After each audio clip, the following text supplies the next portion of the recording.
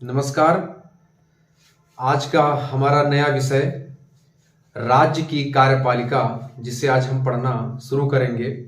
इसके पहले हम आपको संसद के जो विभिन्न शब्दावलियां हैं उसके बारे में हम लोग चर्चा कर चुके हैं, जिसमें मैंने आपको कटौती प्रस्ताव, निंदा प्रस्ताव, धन्यवाद प्रस्ताव, ध्यानाकर्षण प्रस्ताव, स्थगन प्रस्ताव, विश्वास प्रस्ताव, अविश्वास प्रस्ताव और विशेषाधिकार प्रस्ताव, इन सारे चीज बारे में हम लोग चर्चा ठीक ढंग से कर चुके हैं।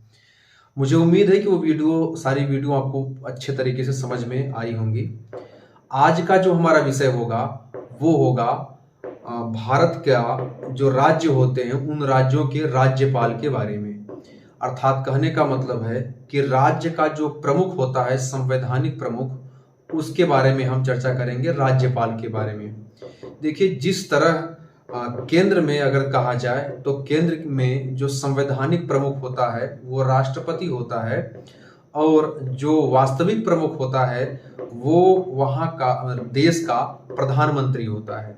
ठीक वही नियम राज्यों के लिए भी लागू होते हैं। अगर राज्यों की बात की जाए तो राज्यों में ही जो संवैधानिक प्रमुख है वो जो है राज्यपाल तो है, लेकिन एक तरह से जो वास्तविक शक्ति जिसके हाथ में है, अगर ये शक्ति मुख्यमंत्री के हाथ में होती है।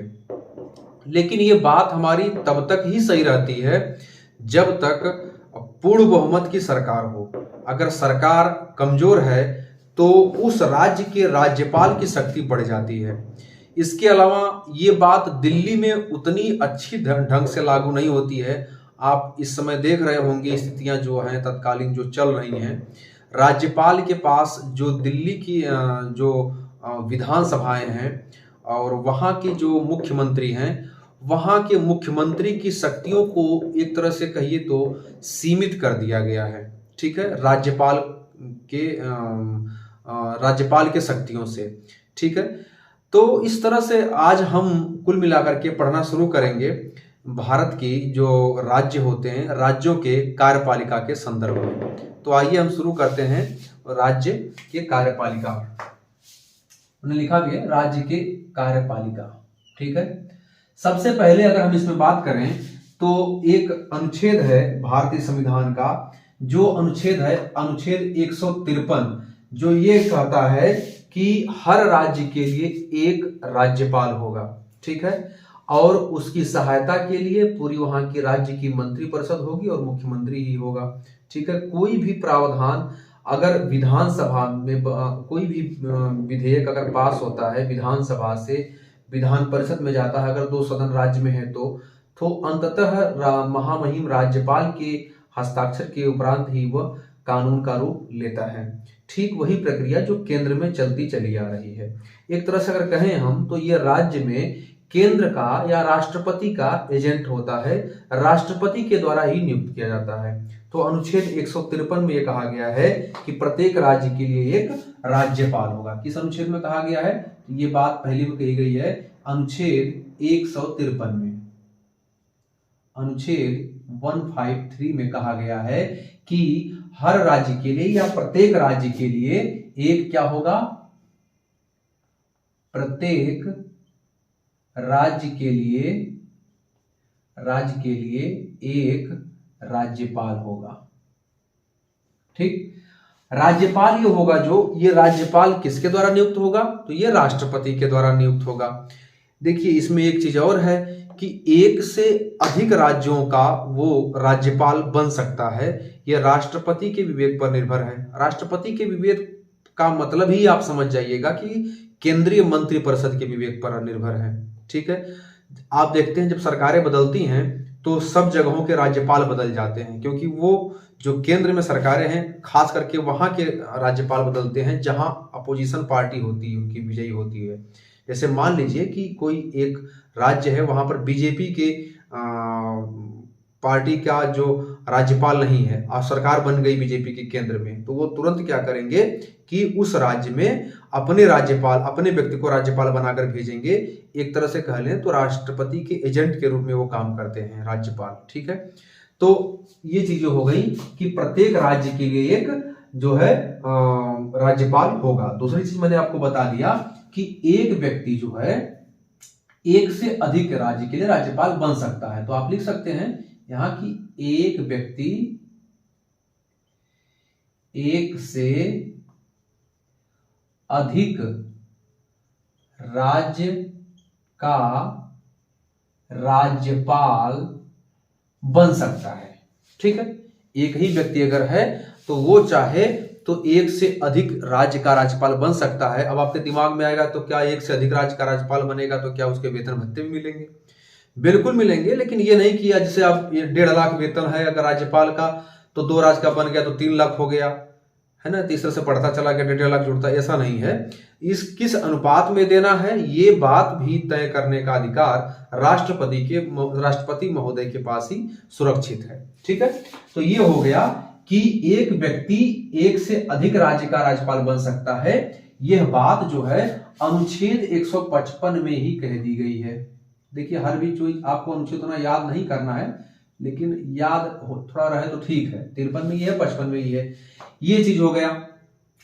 अब अगर आगे की बात करें तो ये अनुच्छेद 155 में ही कहा गया है कि जो ये एक से अधिक राज्य में राज्यपाल होंगे ना, ये राज्यपाल की नियुक्ति कौन करेगा? तो राष्ट्रपति करेगा। आप चाहे तो ये लिख सकते हैं, इसी अनुच्छेद में कहा गया है कि इन सब की नियुक्ति मतलब राज्यपाल की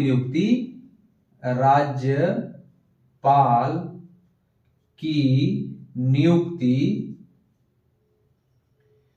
कौन करेगा? नियुक्ति राष्ट्रपति महोदय करेंगे, राष्ट्रपति महोदय के द्वारा की जाएगी। ठीक है, ये जो है इसमें कहा गया है, ये 155 में ही ये बात कह दी गई है कि ये राष्ट्रपति महोदय के द्वारा ही की जाएगी। ठीक है, ये भी वही बात उसी में की गई है कि एक से अधिक राज्य का राज्यपाल होगा, और ये भी बात 155 में कही गई कि उसकी नियुक्ति भी राज्यपाल के जो नियुक्ति है वो राष्ट्रपति के द्वारा ही की जाएगी। एक से अधिक राज्यों के लिए भी करना है तो भी ये बात अनुच्छेद 155 में ही कही गई है। अब अगर आगे की बात करें तो एक अनुच्छेद है 154 का सब क्लास 1, 154 का सब क्लास 1 ये कहता है कि राज्य के सभी कार्यपालिका शक्तियां कहां होती हैं? राज्यपाल में ही नियुक्त होती हैं। हमने पहले ही बता दिया कि जितने भी विधानसभा या विधान परिषद से बिल पास होते हैं वो अंततः राज्यपाल के हस्ताक्षर के उपरांत ही कानून बनते हैं।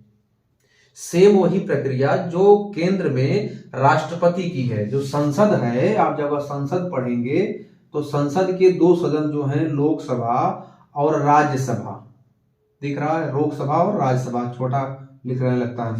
उसके बाद राष्ट्रपति, तो जो ये राष्ट्रपति है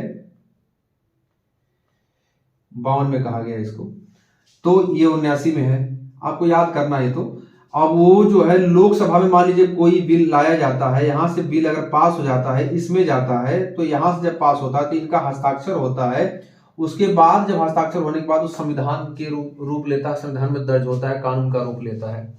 ठीक है, उसी तरह से अगर ये विधानमंडल है, अगर तो विधानमंडल में अगर वो विधान परिषद है तो पहले यहां गया, उसके बाद विधानसभा में गया, उसके बाद तब राज्यपाल के पास गया, राज्यपाल के पास। अब राज्यपाल जब हस्ताक्षर कर दिया तो वो कानून का रूप धारण कर लिया। तो हम वही कह रहे थे कि अनुच्छेद 154 में कहा गया है कि राज्य की सभी कार्यपालिका शक्तियां किसमें निहित है? तो राज्यपाल में निहित है। क्या कहा गया है 154 में? ये आर्टिकल 154 में क्या कहा गया है कि राज्य की सभी कार्यपालिका शक्तियां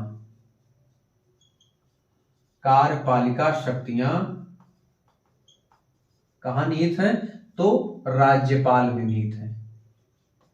अब इस कार्यपालिका शक्तियां का प्रयोग या तो वह स्वयं करे या फिर वो जो है अथवा वो अपने अधीनस्थ के माध्यम से भी करवाता है, अधीनस्थ अधिकारियों के माध्यम से करवाता है। भाई हर जगह तो वो अपनी शक्ति का प्रयोग करेगा नहीं।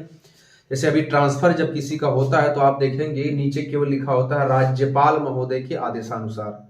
तो इसका मतलब ये थोड़ी कि राज्यपाल महोदय ने वहां के कहा, उनका पावर है, उनको जानकारी है कि अमुक अमुक अधिकारियों का ट्रांसफर यहाँ से यहाँ किया जाता है। क्लास 2 रैंक के अधिकारी, IAS रैंक के अधिकारी जो होते हैं उनका जो ट्रांसफर वगैरह होते हैं, उनके निलंबन का कार्य जो होता है, ठीक है, तो वो राज्यपाल महोदय के आदेश के अनुसार हो रहा है। ये चीज नीचे लिख करके आती है, हस्ताक्षर नहीं होता, लिखा रहता है, वही पर्याप्त है, ठीक है। तो इस तरह से 154 में कहा गया है कि राज्य की सभी कार्यपालिका शक्ति राज्यपाल में निहित है और राज्यपाल उन शक्तियों का प्रयोग या तो स्वयं करेगा या अपने अधीनस्थों के माध्यम से कराएगा। 155 में कहा गया है कि राज्यपाल की नियुक्ति राष्ट्रपति करेगा और एक से अधिक राज्यों के लिए अगर राज्यपाल चाहिए तो एक से अधिक राज्यों के लिए एक ही व्यक्ति राज्यपाल बन सकता है। उसके वेतन भत्तों का निर्धारण किस क्रम में करना है, उस राज्य के जो किस अनुपात में करना है, ये तय करने का काम भी राज्यपाल महोदय के द्वारा किया जाता है। उम्मीद है यहां तक समझ में आया होगा। अब देखिए आगे क्या होता है। एक आर्टिकल है अनुच्छेद 156, क्रम से चलेंगे तो आपको याद भी रहेगा, मुझे भी नहीं भूलेगा। एक है अनुच्छेद 156। अब देखिए अनुच्छेद 156 क्या कहता है।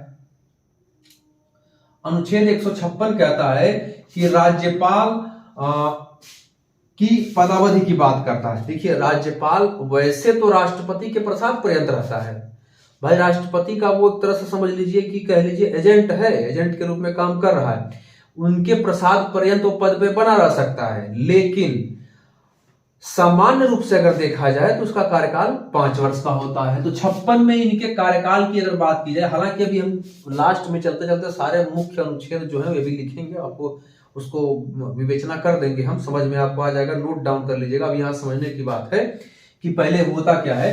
तो 156 जो कहता है अनुच्छेद, वो कहता है कि राज्यपाल की नियुक्ति सामान्यतः तो 5 वर्ष के लिए होती है, 5 वर्ष के लिए, ठीक है।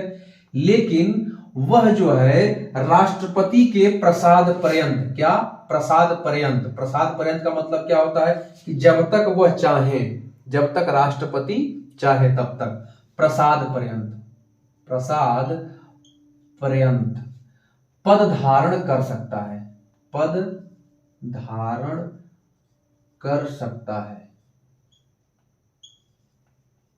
ठीक।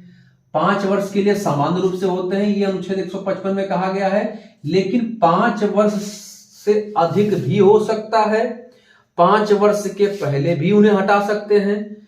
कुल मिलाकर के ये चीज राष्ट्रपति के विवेक पर निर्भर करती है। आपको मैं फिर बता रहा हूं कि राष्ट्रपति का कोई विवेक नहीं होता है, वो व्यक्तिगत होता है, मेरा कहने का मतलब है, लेकिन वो सारा विवेक जो संवैधानिक रूप से चलता है उसका, इस राजनीतिक व्यवस्था में देखा जाए तो सारा केंद्रीय मंत्री परिषद के ही इशारे पे वो काम करता है।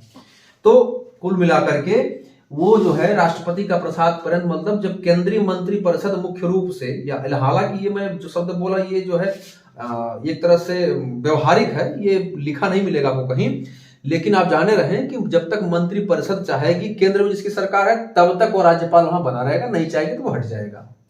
यही प्रसाद पर्यंत है राष्ट्रपति का। अब आते हैं उनकी योग्यता के बारे में बात कर लेते हैं। भाई राष्ट्रपति तो बन रहा है, ठीक है, लेकिन योग्यता क्या है उसकी? योग्यता कुछ खास नहीं है, योग्यता तो हमें उम्मीद है आप सबको पता ही होगा।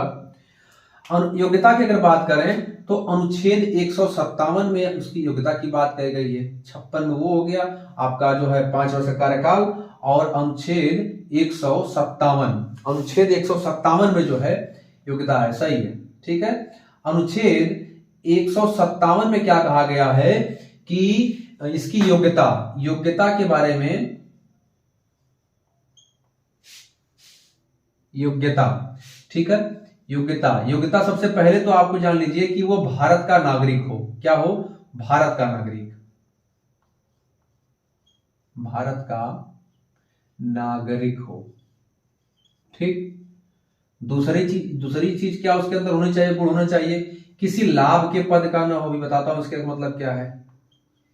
किसी लाभ का पद धारण न किया हो, धारण न किया हो। देखिए लाभ का पद होता है सरकारी पद, मुख्य रूप से जो नौकरशाही वर्ग होता है, नौकरशाही वर्ग 2 प्रकार से होता है। एक जो होता है स्थायी नौकरशाही पद होता है, एक होता है अस्थायी। जब सरकार में जो मंत्री होते हैं, जो सरकार में जो मंत्री होते हैं, नौकरशाही वर्ग की बात करें, अगर हम कार्यपालिका की ही बात कर लें, कार्यपालिका की, जो ये कार्यपालिका है, कार्यपालिका में जो मंत्री हैं, जो ये मंत्री हैं, और ये इधर जो नौकरशाही वर्ग है, तो जो नौकरशाही वर्ग है वो तो अस्थाई है, 60 साल उम्र हुई, रिटायर हो गए। लेकिन ये इनकी भी तो, ये भी कार्यपालिका का अंग तब होते हैं जब ये मंत्री बन करके कार्य में, किसी भी कार्य में संलग्न होते हैं, कोई योजना चलाने में संलग्न होते हैं, ठीक है। तो उस दौरान ये भी कार्यपालिका के अंग बन जाते हैं, भले ये विधायिका के अंग है, हालांकि वैसे ये विधायिका के अंग है, लेकिन जिस दौरान वो मंत्री का पद धारण करते हैं और किसी कार्य के निष्पादन में ये संलग्नता इनकी रहती है, तो उस दौरान भी ये जो है कार्यपालिका के ही अंग माने जाते हैं, ठीक है। तो मुख्य रूप से जो लाभ का पद है वो इसके लिए कहा गया है, स्थायी नौकरशाही के लिए, कि आप कहीं भी कोई सरकारी कार्य का दायित्व का वहन न कर रहे हो। अगर आप इसमें कहीं हैं भी अगर, तो आप इससे त्यागपत्र दे सकते हैं आराम से, इसमें कोई दिक्कत नहीं, लेकिन ये नहीं होना चाहिए वर्तमान समय में जब आप लाभ के पद की बात की जाए तो, ठीक है। तो ये हो गया लाभ के पद ना हो। एक चीज इनकी आयु से संबंधित है। तीसरा क्या कहा गया है कि 35 वर्ष की आयु कम से कम पूर्ण कर लिए हो। 35 वर्ष की आयु, 35 वर्ष की आयु उनकी पूर्ण हो, ठीक। 35 वर्ष से पहले नहीं, भाई राज्यपाल बनने जा रहे हैं, पता चला कि 10 साल में बन गए, 10 साल तो मजाक हो गया ना, ठीक है। तो उसके बाद जो है चौथी योग्यता की अगर बात करें तो राज्य विधानमंडल में निर्वाचित होने की योग्यता रखते हो। कहने का मतलब कम से कम विधायक तो बने, 25 साल, कम से कम 25 साल उनकी उम्र होती है, और उसके बाद जो है उस विधानसभा क्षेत्र से मतलब जितने भी उनकी योग्यताएं होती हैं, ये सब चीजें मतलब विधायक बनने की एक योग्यता उनके अंदर हो। अगर हम कह लें, अगर सीधा मोटा मोटा कि राज्य विधानमंडल में, राज्य विधान सभा बोल लिख सकते हैं, मंडल तो विधान परिषद हो जाएगा, आप विधानसभा भी लिख लीजिए, विधानसभा रहेगा तो कंफर्म रहेगा एकदम, विधानसभा, क्योंकि विधान परिषद भी उसमें होती है, ठीक है। तो राज्य विधानसभा के में निर्वाचित होने की योग्यता रखता हो, ठीक है। मुख्य रूप से आपको इतना ही जान लेना है, इससे अधिक योग्यता पूछता भी नहीं है। कभी कभी ये पूछ देता है उम्र, हालांकि ये बहुत नॉर्मल चीज है, और लाभ का पद तो आप जानते ही हैं, लाभ के पद पे न धारण किया हो। इस तरह से अनुच्छेद 157 में इनकी योग्यता के बारे में बात की गई है। अब इसके बाद जो है 158 क्या कहता है, अनुच्छेद 158 के बारे में पढ़ना शुरू करेंगे आप। तो अनुच्छेद 158 पद की जो शर्तें हैं इसके बारे में कहा गया है। सबसे पहले लिख लेते हैं कि पद की शर्तें। देखिए, पद की शर्तों में यह है कि राज्य विधानमंडल के किसी भी सदन का सदस्य नहीं होना चाहिए। जो राज्य का जो विधानमंडल है उसमें किसी सदन का सदस्य वो न हो। ये नहीं कि वो किसी सदन का सदस्य है और वही राज्यपाल भी है। पद पे रहने की इसकी शर्त है कि क्या है कि राज्य विधानमंडल के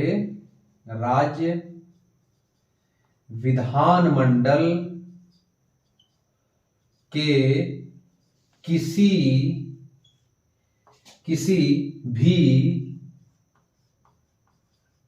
सदन का सदस्य नहीं होना चाहिए। नहीं होता है, ठीक है, नहीं होना चाहिए। अब आगे क्या है, एक चीज और है इसमें कि यदि ऐसा होता है तो नियुक्ति के उपरांत मैंने बताया कि जो 60 साल इधर मैंने किया था कि इससे अगर होते हैं 60 साल वाले में, मतलब अस्थायी नौकरशाही वाले में होते हैं, तो ये इनकी योग्यता ही पूरी नहीं होगी। लेकिन अगर इससे होते भी हैं, जो मैंने बताया कि जब कभी कभी अस्थायी नौकरशाही का रूप लेती है विधायिका, अगर इससे होते भी हैं तो अगर वो हो भी जाते हैं तो चयन होने के बाद या निर्वाचित होने के बाद उनको अपना पद त्याग देना होगा। क्या करना होगा? उनको अपनी पद त्याग देना होगा, या जिससे वो सदस्य होंगे उसकी सदस्यता समाप्त मानी जाएगी, समाप्त हो जाएगी या समाप्त हो जाएगी या मानी जाएगी, हो जाएगी। ठीक समझ रहे हैं कि नहीं? फिर से समझिए, हमने पहले बताया कि पद की शर्तें में दो बातें हैं। क्या बातें हैं? पहला तो है कि राज्य विधानमंडल के किसी भी सदन का सदस्य नहीं होना चाहिए। अगर वो किसी सदन का सदस्य है तो राज्यपाल कैसे बनाएंगे भाई? ठीक है। और दूसरी चीज क्या है कि अगर वो किसी भी सदन का सदस्य अगर है भी और उसे आप राज्यपाल नियुक्त करते हैं किसी राज्य का, तो वो पद उसकी नियुक्ति के तिथि से रिक्त मान लिया जाएगा। मैं यही समझाने का प्रयास कर रहा हूं। लेकिन अगर वो सरकारी पद पे है, लाभ का पद है, तो वो लड़ ही नहीं सकता, उसको पहले त्याग पत्र देना पड़ेगा, उसके बाद वो चुनाव लड़ने जाएगा, उसके बाद उसकी नियुक्ति की प्रक्रिया शुरू होगी। चुनाव क्या लड़ेगा, वो तो नियुक्त होता सीधे। ठीक है। लेकिन अगर इसमें है, अगर अस्थायी नौकरशाही में किसी भी सदन का सदस्य भी मान लीजिए अगर है और उसको किसी राज्य का राज्यपाल बनाना है, आप बना दीजिए, लेकिन जिस दिन वो नियुक्ति लेने जाएगा उसी दिन से उसके उस सदन का पद रिक्त माना जाएगा। ठीक, समझ में आ गया होगा, उम्मीद है। अब देखिए अनुच्छेद 159 क्या है। अब ये सब हो गया तो पद शपथ तो शपथ है तो बची भैया। अब जो है बचा शपथ, कि ये शपथ कैसे लेंगे। तो जिस तरह से राष्ट्रपति सीजीआई के सामने शपथ लेते हैं, चीफ जस्टिस ऑफ इंडिया यानी भारत के मुख्य न्यायाधीश के सामने शपथ लेते हैं, ठीक उसी तरह राज्यपाल जो होता है राज्य के मुख्य न्यायाधीश के सामने शपथ लेता है। तो राज्य के हाई कोर्ट के सामने। ये बात कहां कही गई है? तो ये बात जो है अनुच्छेद 159 में कही गई है।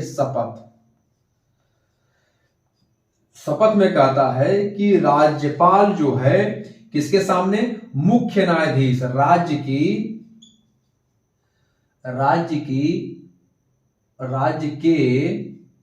मुख्य न्यायाधीश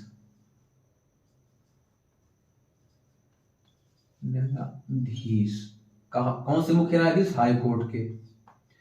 हाई कोर्ट के मुख्य न्यायाधीश के सामने वो क्या लेंगे? शपथ लेंगे। ठीक है। अगर मुख्य न्यायाधीश नहीं है तो ऐसा मतलब नहीं है कि शपथ उनका होगा ही नहीं। जो वरिष्ठतम न्यायाधीश होंगे, जो ज्येष्ठतम न्यायाधीश होंगे, उनके सामने वरिष्ठतम, ठीक है, जो वरिष्ठतम न्यायाधीश होंगे उनके सामने। ठीक है। अब दिमाग में ये ना सोचिएगा कि वरिष्ठतम भी नहीं होंगे, हाईकोर्ट खाली को तो होगा नहीं। अगर खाली हो गया तो मैं दिलवा दूंगा शपथ। ठीक है। कहने का मतलब वो खाली ही नहीं होगा भाई, वरिष्ठतम न्यायाधीश कोई तो कोई होगा जो हाईकोर्ट को चलाएगा। तो ये ऐसा प्रश्न आपके दिमाग में आना ही नहीं चाहिए, लेकिन कुछ लोगों के दिमाग में आता है कि सर वो भी खाली हो गया तो क्या हुआ।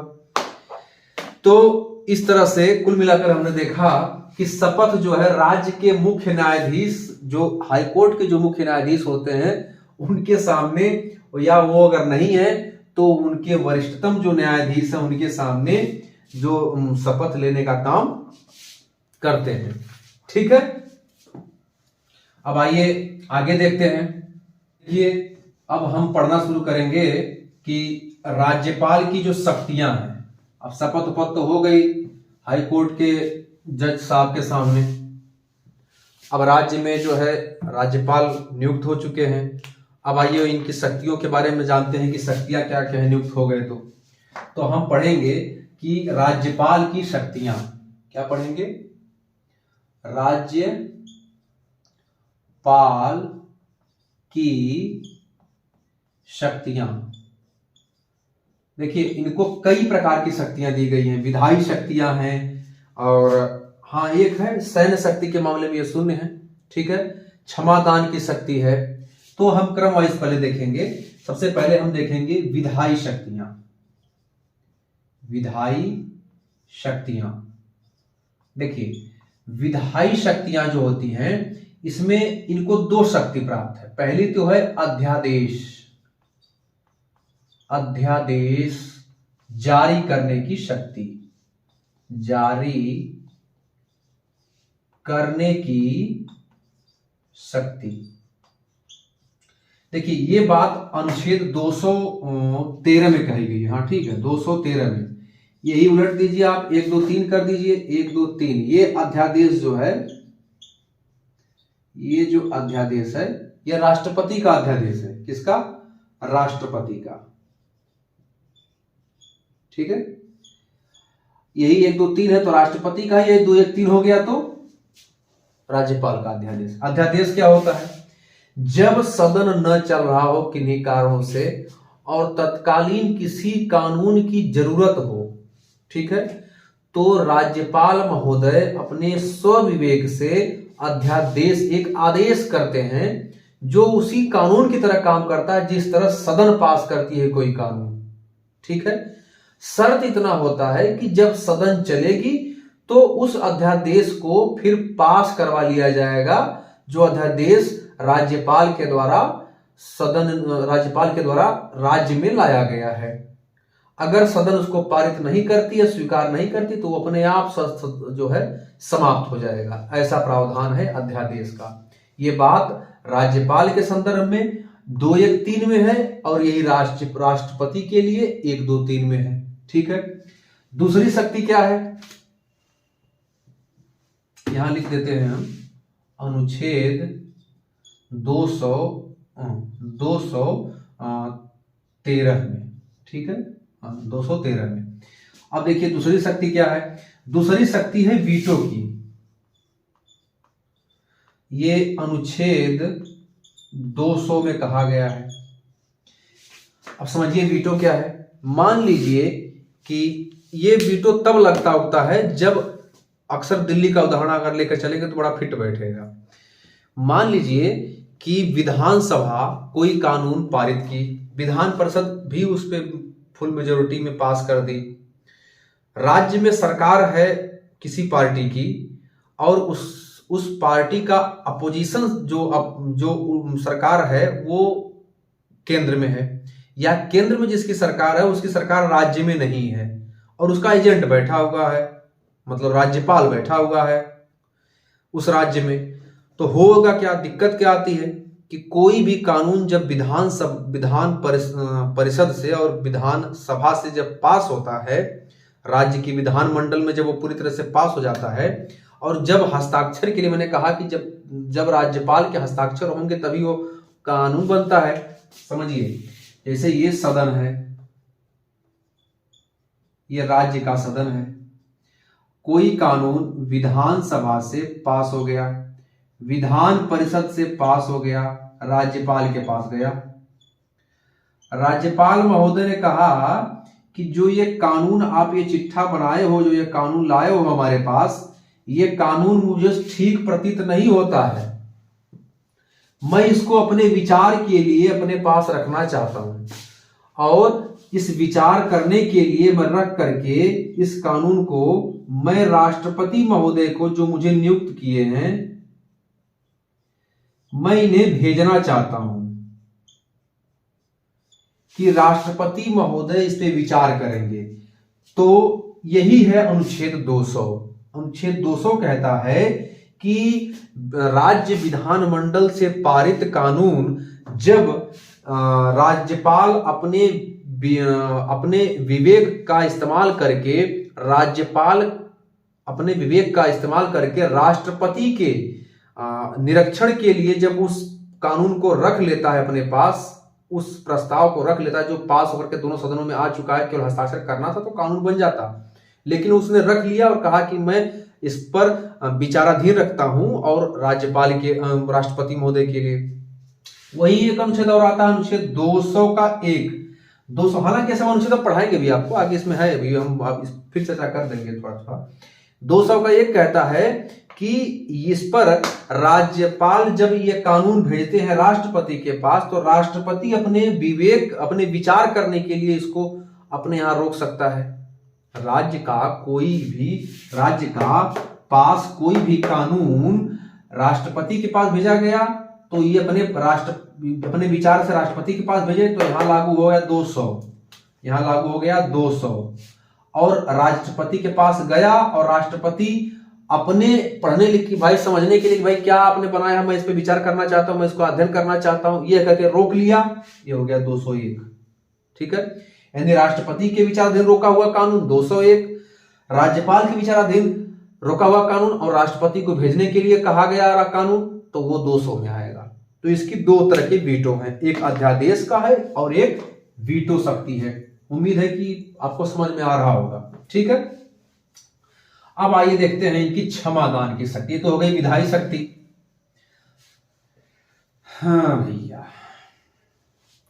क्षमादान में सबसे पहले तो आप जान लीजिए कि शक्तियों में आप यहां लिख दीजिए क्षमादान, क्षमादान की शक्ति। ठीक है, तो क्षमादान की शक्ति में अगर कहें तो इसका अनुच्छेद अगर लिखना तो लिख लीजिए। इसका अनुच्छेद आपको अगर नहीं भी याद होता है तो कोई दिक्कत की बात नहीं है, कॉन्सेप्ट समझिए, इसको पढ़ेंगे क्या बार याद है, 161 में ही है।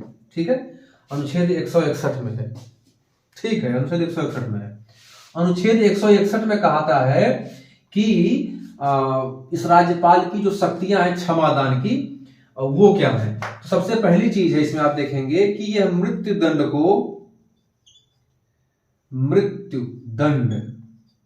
को क्या नहीं कर सकता है, क्षमा नहीं कर सकता, नहीं कर सकता। ठीक है, जबकि ये शक्ति अनुच्छेद 72 के तहत किसको दी गई है, राष्ट्रपति को दी गई है। हम यहां थोड़ा सा बता देते हैं आपको, हालांकि ये टॉपिक हम पढ़ा ही चुके हैं, याद हो जाए एक बार, कोरिलेट हो जाएगा तो जल्दी याद होगा, हम ऐसे ही याद किए हैं। अनुच्छेद 72 में राष्ट्रपति की क्षमादान की शक्ति है। अब क्षमादान की शक्ति राष्ट्रपति की मृत्यु में बड़ी ही विकराल शक्ति है। सोचिए किसी व्यक्ति को मृत्यु दंड हो गया है और राष्ट्रपति कहे जाओ भैया घर जाओ, वो चला जाएगा, कुछ नहीं कर पाएंगे। हालांकि ये चीज जो है मंत्री परिषद की सलाह पर ही करता है राष्ट्रपति, लेकिन अंततः अगर चाह ले राष्ट्रपति तो पावर तो है कि वो क्षमा कर सकता है। ठीक है, क्षमादान की शक्ति जो है भाई, कौन सा ऐसा मंत्री परिषद होगा जो किसी को जो है फांसी देने के लिए पुनः अधिवेशन बुलाएगा और राष्ट्रपति क्षमादान क्यों कर दिए इस पर विचार करेगा। आप खुद सोचिए, ऐसा होना लाजमी ही नहीं है कि किसी को मारने के लिए अध्यादेश बुला लिया जाए और उसको मारा जाए, अगर राष्ट्रपति उसको छोड़ दिए तो इसलिए शक्ति राज्यपाल अगर चाह ले किसी व्यक्ति को तो पूर्ण रूप से जो मृत्यु दंड की सजा पाया हुआ व्यक्ति है उसे क्षमा कर देंगे पूरी तरह से, फ्री जाइए घर जाइए, कोई दिक्कत नहीं। लेकिन ऐसे संबंध में राज्यपाल को यह शक्ति नहीं दी गई है कि वह मृत्यु दंड की सजा को माफ नहीं कर सकता है। हालांकि उसको कुछ विशेष शक्ति है, जैसे अगर हम कहें लघुकरण, मतलब क्या कि वह जो है लघुकरण से ही आप समझिए, लघुकरण मतलब छोटा, छोटा मतलब क्या, जैसे कोई बड़ी सजा हुई उसको कम कर दिया, छोटा कर दिया। ठीक है, लघुकरण कर दिया, छोटा कर दिया। जैसे लघुकरण में क्या होगा आप लिख लीजिए, लघुकरण। ठीक है, लघुकरण में जैसे है उदाहरण के रूप में अगर ये मृत्यु दंड हुई है, अगर ये मृत्यु दंड हुई है तो इसे क्या कर सकता है, आजीवन कारावास में बदल सकता है।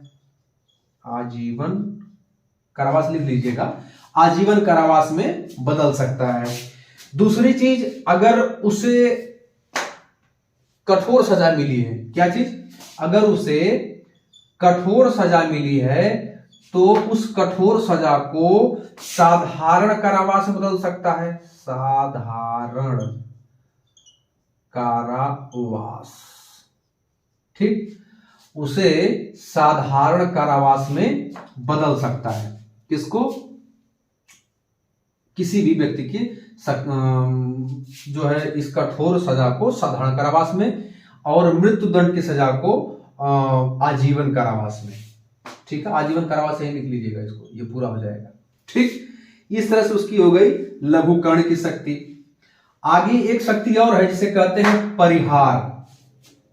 परिहार का मतलब होता है कि शक्तियों के प्रकृति को ही बदल देना। देखिए कैसे, एक शक्ति है परिहार। परिहार क्या कहता है कि प्रकृति क्या ही परिवर्तन, सजा की जो प्रकृति है, सजा लिख लीजिए पहले, जो सजा की प्रकृति है या सजा या कारावास, ठीक है, सजा की प्रकृति, प्रकृति को बदलना, बदलना। जैसे क्या है, जैसे किसी को 2 वर्ष की सजा हुई है, ठीक, अब उसे 2 वर्ष की सजा को क्या कर दिया, उसने 1 वर्ष की सजा कर दिया, ठीक। इसी तरह से अगर किसी को जो है कोई प्रकृति, वही कुल मिलाकर के यही है कि परिहार का मतलब जो प्रकृति उसकी सजा है उसको बदल दे, 2 वर्ष की सजा को कर दिया।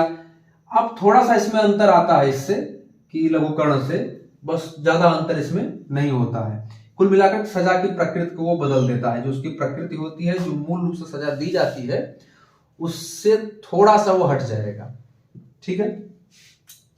ये हो गया परिहार, ठीक है। अब दूसरा एक और है विराम। विराम, जैसा कि नाम से ही जानते हैं आप कि मूल, इसमें जो है मूल सजा को बदल दिया जाता है या मूल सजा को रोक दिया जाता है कुछ समय के लिए, ठीक है। आप इसमें लिख सकते हैं कि मूल सजा को, क्या चीज, मूल सजा को बदलना। कैसे बदलना मूल सजा को, जैसे कि किसी गर्भधारण महिला को कोई सजा होती है, ठीक है, तो उसको कुछ समय के लिए राज्यपाल महोदय चाहें तो गर्भावस्था तक के लिए, क्योंकि सजा जो मिलनी चाहिए उस महिला को मिलनी चाहिए, उसके पेट में पल रहे गर्भस्थ शिशु को नहीं मिलनी चाहिए। तो इसीलिए कुछ समय के लिए जो मूल सजा है उसको वो बदल देते हैं और कोई सजा उसको साधारण एक तरह से कारावास में बदल देते हैं, और जब उसके यह समय गर्भावस्था का जब समय गुजर जाता है तो उसको सजा की प्रकृति वो दे सकते हैं। तो विराम का मतलब हो गया कि मूल सजा को ही क्या कर देता है, बदल देना है। एक और है जिसे कहते हैं क्या, प्रविलंबन। क्या चीज, जिसे कहते हैं प्रविलंबन। प्रविलंबन क्या है,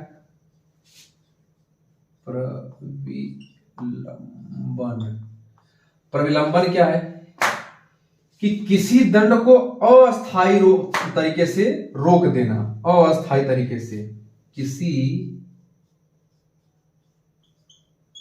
दंड को अस्थायी रोक लगा देना। मतलब कि कोई विशेष परिस्थितियों में, ये भी आप अगर उदाहरण लें, अगर वही किसी गर्भवती महिला का, तो सब आपको समझ में आएगा कि किसी दंड का अस्थायी तरीके से रोक देना, पूरे तरीके से नहीं, आप कुछ समय के लिए रोक दिए और पुनः जो है जब वो स्थिति गुजर जाती है जिसके लिए आप रोक लगाए हैं, तो फिर वही सजा जो मूल प्रकृति में दी गई थी वही जारी हो जाएगी। तो ये है अस्थायी तरीके से रोक देना, या दंड की अवधि को आप ये कह सकते हैं कि दंड की अवधि को आगे बढ़ा देना।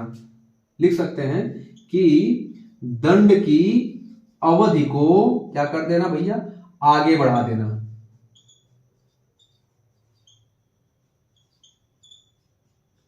ठीक है, जैसे कि आप ये कह सकते हैं कि किसी को मान लीजिए कि किसी को मृत्यु दंड की सजा मिली हो और उसके किसी बेटे या बेटी की शादी हो, ठीक है, वो राज्यपाल के यहाँ केवल इतना गुहार लगाता है कि महामहिम जी हमें केवल तब तक सजा फांसी न दी जाए जब तक हमारे लड़के की शादी इस डेट को फिक्स है, इस डेट में हो जाती है, एक चांस हमें दे दिया जाए, उसके बाद हमें कोई एतराज नहीं है। वो भी बड़ा ईमानदार कोई व्यक्ति है, तो वो सजा को क्या करेंगे, कुछ समय के लिए आगे बढ़ा देंगे। ठीक है, कि ये डेट जो आपको दी गई है भाई, हम सजा मृत्यु की तो क्षमा कर नहीं सकते हैं, बस केवल प्रकृति को मैंने बदल दिया, आपने अस्थायी तरीके से रोक लगा दिया तत्काल में। या फिर ये मामला अभी विचाराधीन चल रहा हो कोर्ट के किसी तरीके से, और उसको सजा मिल गई हो और पुनः उसने कुछ रिट याचिका दायर की हो जिसमें वो ये तथ्य दे रहा हो या दे रही हो कि महोदय मैं इसमें पूरी तरह से निर्दोष हूं, मुझे फिर एक मौका दिया जाए, तो उस सजा को क्या करेंगे राज्यपाल महोदय कि उसकी अवधि को वो आगे बढ़ा देंगे, ठीक है, या अस्थायी तरीके से सजा को रोक देंगे। यही कहा जाता है क्या, प्रविलंबन। तो ये यहां तक हो गया राज्यपाल की जो शक्तियां थी। ये एक शक्ति और इसमें है, हाँ ये है शक्ति सैन्य शक्ति। सैन्य शक्ति, जो सैन्य शक्ति है, सैन्य अदालतों से जो सैन्य अदालत से जो सजा याफ्ता कैदी होते हैं, सैन्य अदालत से जो सजा पाते हैं, सैन्य अदालत की सजा, उस सजा को किसी भी तरीके से टच करने का कोई भी पावर राज्यपाल को है ही नहीं कि वो किसी भी सैन्य अदालत से प्राप्त सजा को कोई उसको वो छू ही नहीं सकता है। उसको छू ही नहीं सकता कि ये सजा सैन्य अदालत से मिली है तो मैं इसको प्रविलंबन कर दूं, विराम कर दूं, चाहे जो भी सजा है, चाहे लघुकरण कर दूं, है ना, ये कुछ भी नहीं कर सकता इस पे कि इस पे कोई सजा कर सके। हाँ, इस पे राष्ट्रपति महोदय को पूरी शक्ति है। ये सैन्य अदालत जो कोर्ट मार्शल होता है, ये कोर्ट मार्शल की सजा को भी, ये कोर्ट मार्शल किसी का हुआ और उसमें जो है सैन्य अदालत कोई फैसला सुनाई, उस फैसले को भी ये माफ करने की हैसियत रखते हैं राष्ट्रपति महोदय। लेकिन राज्यपाल ऐसी कोई शक्ति नहीं दी गई है कि वह सैन्य अदालत के किसी भी सजा याफ्ता व्यक्ति को कोई छूट दे पाए। तर्क ये समझने की बात है, आप अपने दिमाग में रट्टा न मारिए, आप तर्क समझिए कि तीनों सेनाओं का अध्यक्ष कौन, राष्ट्रपति। तो जब अध्यक्ष ही चाह लेगा कि सजा नहीं होगी तो कौन दे देगा, बताइए। ये क्या है, कुछ नहीं, ये तो इन्हीं के अधीनस्थ हैं, ठीक है। तो सैन्य अदालत के किसी फैसले पर राष्ट्रपति के पावर को सीमित किया गया है, वो किसी भी तरह से सैन्य अदालत के फैसले को नहीं बदल सकता, उसमें किसी भी तरह से परिवर्तन नहीं कर सकता। तो ये हो गई राज्यपाल की शक्तियां, जो क्षमादान की शक्तियां हैं, जो अनुच्छेद 161 में इनकी दी गई है और 72 में ये दी गई थी। मैंने लिख दिया था केवल एक संकेत मात्र याद करने के लिए। अब हम क्षमादान की शक्ति पढ़ चुके हैं, अब हम पढ़ेंगे राज्यपाल की कार्यपालिका शक्तियां कैसे कैसे होती हैं, ठीक है। राज्यपाल की कार्यपालिका शक्तियां, राज्यपाल की कार्यपालिका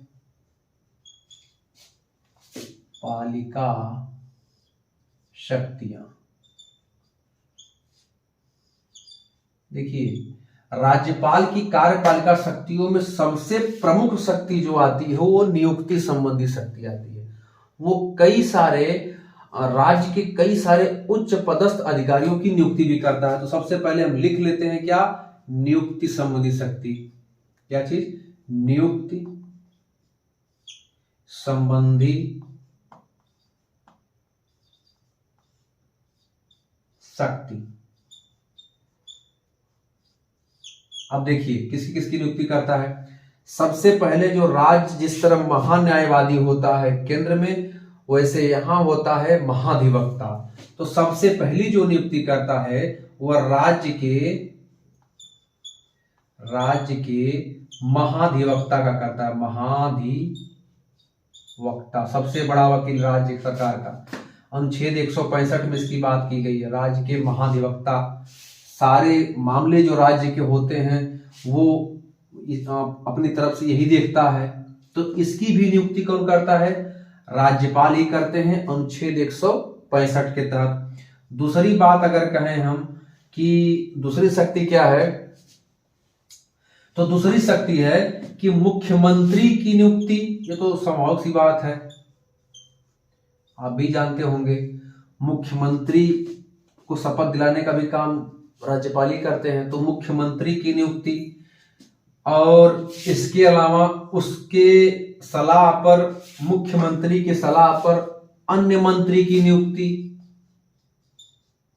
ठीक वही काम चल रहा है जिस तरह से अनुच्छेद 74 में चलता है सब केंद्र में। ठीक है, मुख्यमंत्री की नियुक्ति एवं उसके जो है सलाह पर अन्य मंत्री की नियुक्ति। ठीक, उसके सलाह पर अन्य मंत्री की नियुक्ति।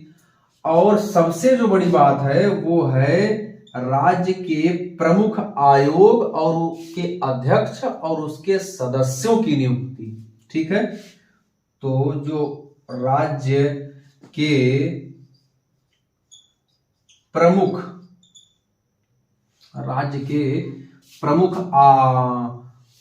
आयोग, हाँ ठीक है, प्रमुख आयोग और प्रमुख आयोग के अध्यक्ष, आप लिख लिए, आयोग के अध्यक्ष और उसके सदस्य की नियुक्ति।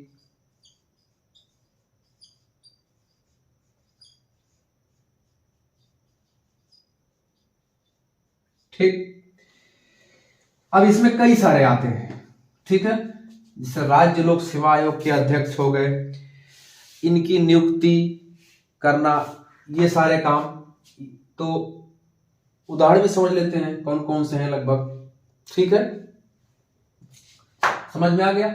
सबसे पहले हमने बताया आपको कि राज्य के महाधिवक्ता की नियुक्ति 165, मुख्यमंत्री की नियुक्ति, मुख्यमंत्री के सलाह पर अन्य मंत्रियों की नियुक्ति, राज्य के प्रमुख जो आयोग बनते हैं जैसे लोक सेवा आयोग हो गया, उसकी इसके सदस्यों की, उसके अध्यक्षों की नियुक्ति। ठीक है, तो ये सारी चीजें हमने पढ़ी अभी कि होता है। जैसे अब इसमें जैसे है कि एक चीज और जान लीजिए आप, एक चीज हम बताना भूल गए, रुकिए। जैसे ये लोकसभा, ये राज्य लोक सेवा आयोग है, राज्य लोक सेवा आयोग। ठीक, इसके अध्यक्ष को जो है राज्यपाल क्या कर सकता है, राज्यपाल केवल निलंबित कर सकता है। राज्यपाल की यहां शक्ति देखें अगर, तो राज्यपाल इसके अध्यक्ष को केवल निलंबित कर सकता है, निलंबन कर सकता है। और हटाने का काम जो होता है, पूर्णतः हटा देने का काम, हटाने का कार्य किसके पास सुरक्षित है, तो हटाने का कार्य राष्ट्रपति के पास सुरक्षित है। ये बड़ी ट्रिपिकल चीज आप याद रख लेना इसको। आप ये भी हटाते हैं तो अपने मन से नहीं, उस राज्य के जो उच्च न्यायालय है, हाईकोर्ट है, हाईकोर्ट के सीजेआई जो होते हैं उनकी सलाह लेते हैं, तब राष्ट्रपति राज्य लोक सेवा आयोग के जो अध्यक्ष होते हैं, ठीक, उनको हटा सकते हैं, परमानेंट हटा सकते हैं। लेकिन परमानेंट हटाने का काम राज्यपाल के हाथ में नहीं होता है, वो केवल निलंबन कर सकता है, उनको निलंबित कर देंगे। ठीक है, फिर कोर्ट से बाहर हो जाएंगे। लेकिन इनको पूरी तरह से हटा देने का काम तो राष्ट्रपति करता है। ठीक है, तो इस तरह से हम इनकी राज्यपाल की कार्यपालिका शक्तियां भी देखें। अब आइए इनके कुछ और उदाहरण जो बच रहे हैं उसको भी समझ लेते हैं फटाफट। वीडियो लंबी हो रही है, टॉपिक भी थोड़ा बड़ा है, इसलिए सोच रहे हैं सब एक ही समेट दें, लेकिन लंबी हो रही। चलिए ठीक है। अब इसके अलावा जैसे और क्या है, तो और जो है राज्य अल्पसंख्यक आयोग के अध्यक्ष और सदस्य की नियुक्ति भी वही करते हैं। इसके अलावा अगर देखें तो हम राज्य अनुसूचित जाति यही चाहे तो लिख सकते हैं आप अनुसूचित जनजाति,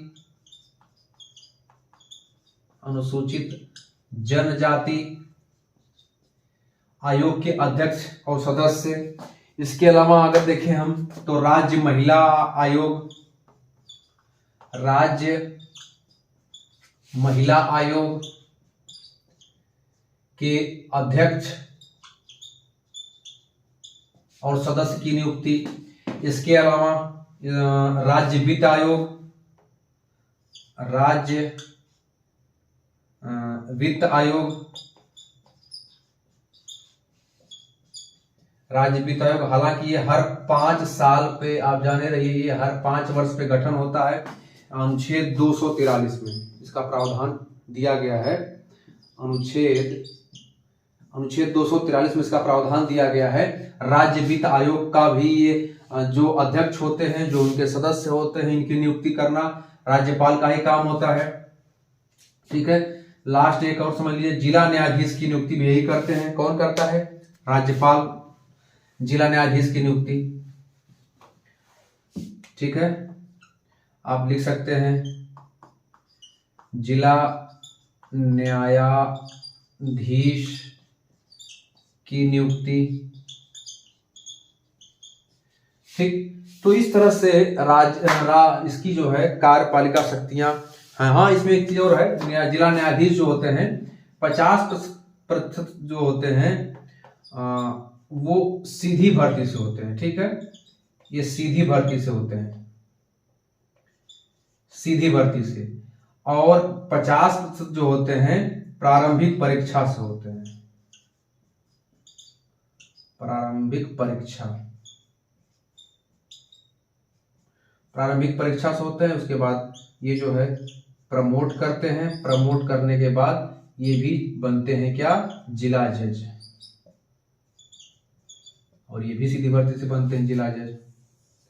तो जिला जज की भी जो नियुक्ति होती है, उस जिला जज की नियुक्ति का भी काम जो है एक राज्यपाल ही करते हैं। तो बस अब इसमें इतना ही करते हैं। अभी एक नई और वीडियो बना देंगे जिसमें कि राज्यपाल से संबंधित जितने भी अनुच्छेद है उसकी चर्चा हो जाएगी। तो आज के लिए बस इतना ही। वीडियो हालांकि बड़ी लंबी हो गई है, मुद्दा भी लंबा था इसलिए वीडियो भी लंबी हो गई। तो ठीक है, आप इसको पूरा देखिएगा, पूरा देखेंगे, बड़ा ही आपको इत्मीनान से मैंने सभी पहलुओं को छूने का प्रयास किया है। ठीक है, तब तक अगले वीडियो में फिर मिलते हैं। बहुत बहुत धन्यवाद। जय हिंद।